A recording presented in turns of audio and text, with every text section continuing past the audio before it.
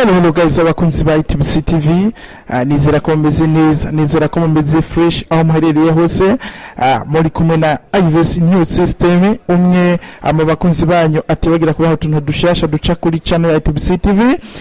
Uyu munsi tubazaniye umwe mu bakunzi ba channel ya ETBC-TV, bamwita NIBITANGA REMY.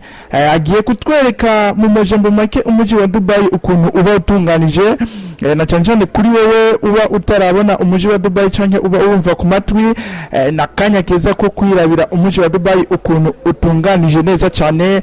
Oniva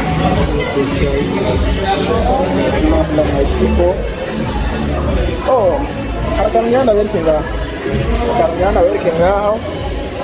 yo bita ahandi kuri sky view where you can see very well Dubai.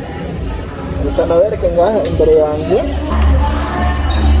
murabona guys ngaho imbere yanje ama etage. Iyi ni etage ya mbere ku isi bita Burj Khalifa, urabona ko imbere yanje.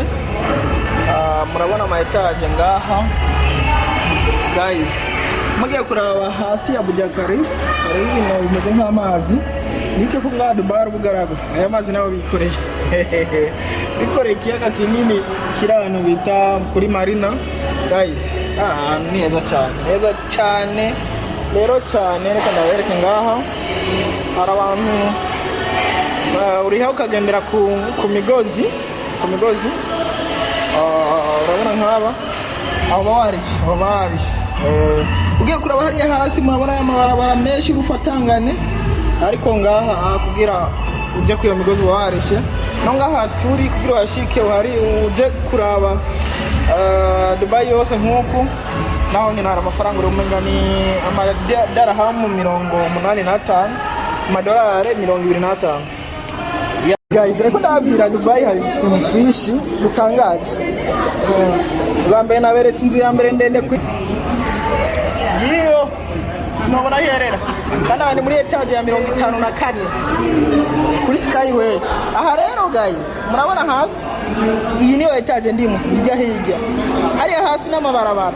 Murabona ikirahuri umuntu agenderako guys. Ibaze rero gicitse kimenetse mukuyomboka agenda cyakunda ubuzima, ndashaka kwigarukira muri Afrika yacu mukuyomboka, ariko kiba gikomeye. Ni nk'ahantu hasanzwe nubwo utambuka. Murabona amabarabara muramubona, iro niyo bita sky view. Ya mabarabara duhora tubona ngayo guys. Ngari ya hasi reka negere impera ndabereka akantu urabanga kanje kuri zino nkingi ngaha. Okay guys, you see here ngiryo rero ya rompwe abantu dukunda kubona ku mafoto guys. Murabona ayo ma etage, hari etage iri ruhande ya kiriya kintu cy'umuzingi sinzi ko mukibona. Reka ngire nkwege gutya bayita Miriam, niyo etage ubunyene ndiko Miriam ketaje kirekire ko nabonye na mama chambre ya 27 guys. Kino gihugu mwibuke ko ari bugaragwa kiri ariko gitembere biteye ubwoba umuntu adashobora kwibaza. Check guys, yeah. So aha rero iyi niyo bita sky view. Ubona hasi ukishije mu kiyo kandi kutambukirako ubuzwane atari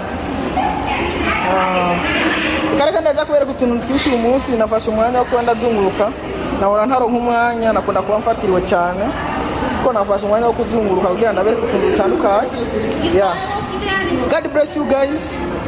Ego, so no mu Burundi barashaka ko dutera imbere kubera ko guys aha hantu hahora ubugaragwa. Twega dufite klima nziza nk'ejo nanjye ndabadogere twako y'ubushuhe biteye ubwoba. Guys, be blessed ya kare.